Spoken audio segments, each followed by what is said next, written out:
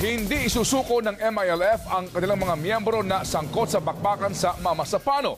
Nanawagan naman si MILF First Vice Chairman Gazali Jaafar sa mga naulila ng SAF troopers na tanggapin na lang daw ang katotohanan sa kinahinatnan ng operasyon. Nagpapatrol, Lerio Bombat. Self-defense. Ito umano ang ginawa ng MILF fighters na nakalaban ng SAF troopers sa Mama Sapano. Ito ang lumabas sa investigasyon ng MILF Special Investigating Body na isinumite sa Central Committee. They did that in self-defense sapagkat pinasok yung kanilang lugar ng SAF PNP nang walang paalam sa kanila na dapat pinaalam, kinordinate sa MILF base doon sa provision ng AJAC prior coordination kung meron police action. Lumabas din sa investigasyon na kaya natagalan bago na ipatupad ang ceasefire dahil nakipaglaban ang mga miyembro ng MILF bilang residente ng Puka na Lipaw.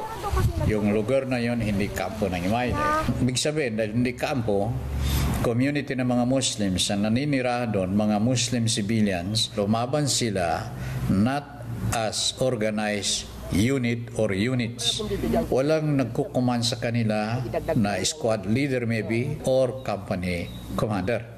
So sa situation na ganoon, mahirapan. Mahirap i-ceasefire kaagad sapagkat sa mo ipadala ang order mo.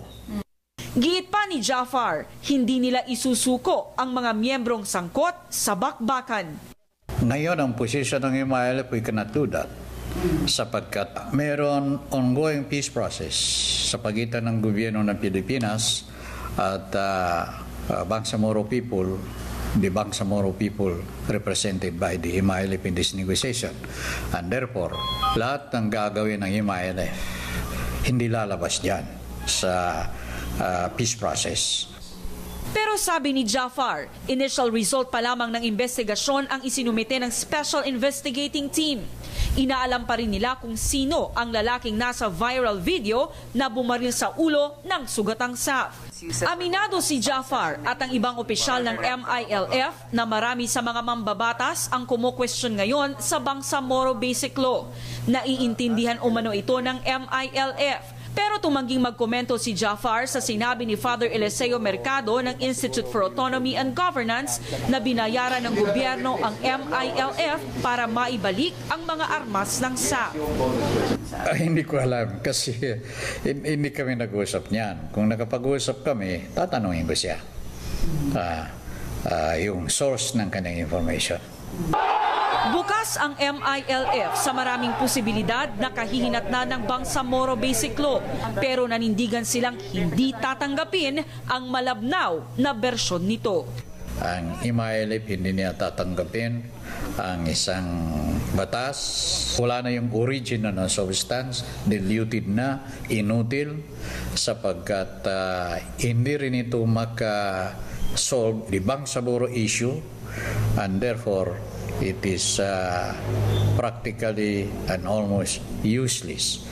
Kung sakaling hindi maibigay ng gobyerno ang buong isinasaad ng BBL, pag wala na yung peace process, titingnan ng MILF Central Committee alin doon sa several options ang available at most practical at logical. Panawagan naman ni Jaafar sa mga naulilang pamilya ng PNP SAF, tanggapin na lang ang katotohanan.